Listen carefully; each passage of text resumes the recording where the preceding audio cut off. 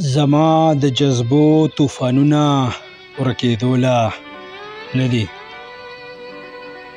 زما د جذبو طوفانونه ورکېدوله نه دي، د غلامۍ مینارونه ودرېدوله نه دي، او زما د احساس نظمونه هېرېدوله نه دي.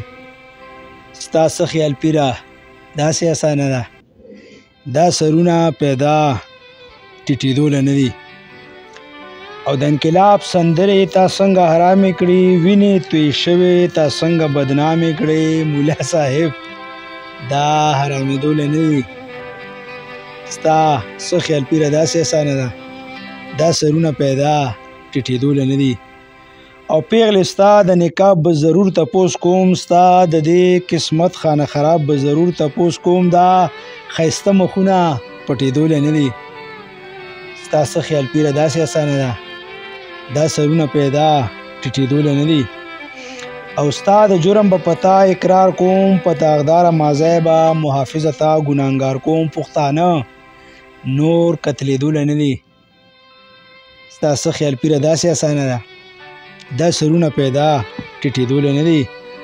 او ناشناس نغمه به بیا کابل ته راولم، لیدونکي به د کندهار پیغلې بلبل ته راولم.